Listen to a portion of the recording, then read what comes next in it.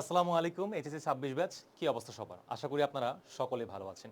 সহানুমান সহানুমান সহানুমান অর্থাৎ সিলোজিজম বা সহানুমানে প্রায় প্রত্যেকটা স্টুডেন্টেরই কমন সমস্যা থাকে যে স্যার সহানুমানের পদগুলো আমরা কিভাবে আইডেন্টিফাই করব, এবং যদি আমরা একটি সহানুমানের বিভিন্ন পদগুলো নির্ণয় করেও ফেলি তো সেখান থেকে আমি ওটা যে কোন সংস্থান বা কোন ফিগারকে আসলে ইন্ডিকেট করতেছে এটা আমি আসলে কিভাবে নির্ণয় করতে পারি। সো আজকে আমি এই বিষয়টা একটু আপনাদের সামনে তুলে ধরার চেষ্টা করব, কিভাবে আমরা সহজেই একটি সহানুমান থেকে তার প্রধান পদ, অপ্রধান পদ এবং মধ্যবর্তী পদকে নির্ণয় করতে পারি, এবং এই পদগুলো আইডেন্টিফাই করার পরে কিভাবে সেগুলোকে আমরা সেটি কত নম্বর সংস্থান তা সহজেই দেখিয়ে দিতে পারি। ওকে, ফার্স্ট অফ অল একটু দেখে নেওয়া যাক যে এই আর্গুমেন্টটা আসলে কি নিয়ে আছে। এই আর্গুমেন্টে বলা আছে যে সকল মানুষ হয় জীব, সকল কবি হয় মানুষ, সকল কবি হয় জীব। আচ্ছা, তো আমরা সচরাচর যেটা জানি যে সহানুমান হচ্ছে একটা ডিডাকটিভ আর্গুমেন্ট বা একটা অবরোহ অনুমান। এখন অবরোহ অনুমানের ক্ষেত্রে তো আমি শুরুতেই একটা সার্বিক কি পেয়েছি, আশ্রয় বাক্য পেয়েছি না, যে সকল মানুষ হয় জীব। আচ্ছা, আবার সহানুমানের ক্ষেত্রে একটা বিষয় আমাদের মনে রাখা দরকার, সহানুমান তাকেই বলে যেখানে দুইটা আশ্রয় বাক্য থাকে এবং একটি মাত্র সিদ্ধান্ত বাক্য থাকে। তাহলে এই যে যে যুক্তিটা আমাদের সামনে উপস্থাপন করা হয়েছে, এখানে আশ্রয় বাক্য দুটা হচ্ছে সকল মানুষ হয় জীব, সকল কবি হয় মানুষ। এখন সহানুমানের পদগুলো নির্ণয় করার ক্ষেত্রে সর্বপ্রথম আমাদের খেয়াল রাখতে হবে যে এই যে যে আমার যে সিদ্ধান্ত বাক্যটা, এই সিদ্ধান্ত বাক্যটার সাবজেক্ট কি এবং প্রেডিকেট কি। এখানে সকল কবি হয় জীব, তাহলে কবিরা হচ্ছে আমাদের এখানে সাবজেক্ট বা উদ্দেশ্য, জীব হচ্ছে আমাদের এখানে প্রেডিকেট বা বিধেয়। এখন সহানুমানের নিয়ম অনুযায়ী সিদ্ধান্ত বাক্যের যে বিধেয় পদটা রয়েছে সেই বিধেয় পদটাকে আমরা কি বলবো, সেই বিধেয় পদটাকে আমরা বলবো প্রধান পদ, এবং সিদ্ধান্ত বাক্যের যে সাবজেক্ট বা উদ্দেশ্য পদ ছিল সেটাকে আমরা বলবো অপ্রধান পদ। তাহলে প্রধান পদ এবং অপ্রধান পদ মোটামুটি ভাবে আমরা এখান থেকে পেয়ে গেলাম। এখন আরেকটা পদ আমাদের নির্ণয় করা বাকি রয়ে গিয়েছে, সেটাকে বলা হয় মধ্যপদ। মধ্যম পদটা আসলে কোনটা? মধ্যপদটা হচ্ছে এই যে যে দুইটা আশ্রয় বাক্য আমরা দেখতে পাচ্ছি, এই দুইটা আশ্রয় বাক্যের মধ্যে একটা কমন পদ রয়েছে, অর্থাৎ একটা কমন শব্দ রয়েছে যেটা কিনা সিদ্ধান্ত বাক্যে একবারও ব্যবহৃত হয়নি। এখানে দেখুন প্রথম আশ্রয় বাক্যে রয়েছে মানুষ, দ্বিতীয় আশ্রয় বাক্যেও রয়েছে মানুষ। তো মানুষ হচ্ছে এমনই একটা পদ যা উল্লিখিত দুইটা আশ্রয় বাক্যেই ব্যবহৃত হয়েছে, কিন্তু একবারও কিন্তু সিদ্ধান্ত বাক্যে তার উল্লেখ আসেনি। এই জন্য মানুষ পদটা আমাদের কাছে হচ্ছে মধ্য পদ, বা যেটাকে আমরা ইংরেজিতে বলি মিডল টার্ম। আচ্ছা, এখন আমরা যেহেতু প্রধান পদ, অপ্রধান পদ এবং মধ্যপদ পেয়ে গিয়েছি, তাহলে প্রধান আশ্রয় বাক্য এবং অপ্রধান আশ্রয় বাক্য এটা বের করাও আমাদের জন্য একেবারে বায়ে হাত কা খেল। এই যে প্রধান পদ জীব, এই জীবটা এই দুইটা আশ্রয় বাক্যের মধ্যে কোথায় রয়েছে?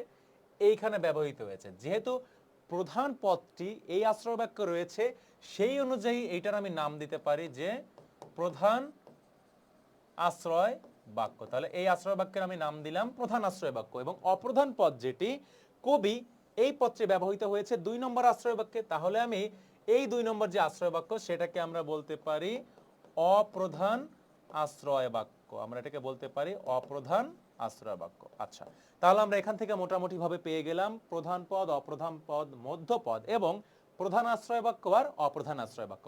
এখন যদি আমাদেরকে পরীক্ষায় এরকমই একটা সহানুমান দিয়ে বলে যে এটার ফিগার বা যে সংস্থান যেটা, সেই সংস্থানটা নির্ণয় করে দেখাও, এখন স্টুডেন্টটা ভেবাচাকা খেয়ে যাবে। কিভাবে সহজে সংস্থান করা যায়, জাস্ট ফলো মি। এটা জাস্ট 30 সেকেন্ড লাগবে আমাদের শিখতে।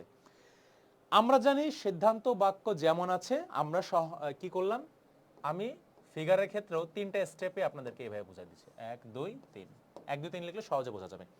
এই যে যে সিদ্ধান্ত বাক্য, এই কনক্লুশনটা সাবজেক্ট হচ্ছে কবি, সাবজেক্টটাকে আমি এস হিসেবে এখানে রাখলাম, এবং এখানে প্রেডিকেট কোনটা? জীব, তাহলে পিটাকে আমি এভাবে রাখলাম। তাহলে সিদ্ধান্ত বাক্যের যে সাবজেক্ট, সিদ্ধান্ত বাক্যের যে প্রেডিকেট, সেটাকে আমি ওইভাবেই জাস্ট বসিয়ে দিলাম। এখন আমার মূল কাজ হচ্ছে সংস্থানের ক্ষেত্রে মধ্যম পদটা কোথায় ব্যবহৃত হয়েছে সেটা আগে আইডেন্টিফাই করা, অর্থাৎ মধ্যপদকে নির্দেশ করার জন্যই আমরা সংস্থানের ব্যবহার করে থাকি। এখন এই যে যে সাবজেক্ট কবিটা, অর্থাৎ সিদ্ধান্তের যে সাবজেক্ট বা উদ্দেশ্য পদ ছিল, সেই উদ্দেশ্য পদটা আর কোথায় ব্যবহৃত হয়েছে? আর ব্যবহৃত হয়েছে 2 নম্বরটায়। প্রথম আশ্রয় বাক্যে কোনটা ব্যবহৃত হয়েছে? প্রধান পদটি, অর্থাৎ এই যে যেই প্রেডিকেটটা ছিল সিদ্ধান্তের প্রেডিকেট পি, এই পিটা এইখানে ব্যবহৃত হয়েছে। দ্যাট মিন্স আমরা পিটাকে প্রথম আশ্রয় বাক্যে এখানে বসিয়ে দিলাম। পি মানে হচ্ছে জীব, প্রেডিকেট সিদ্ধান্তের বিধেয়, তা এখানে প্রথম আশ্রয় বাক্যে বিধেয় হিসেবে ব্যবহৃত হয়েছে, তা বিধেয় মানে তো প্রেডিকেট, তাহলে এই প্রেডিকেট টার্মটা এখানে বিধেয় হিসেবে ব্যবহৃত হয়েছে, তাই ওটাকে আমরা ওই পাশে বসালাম।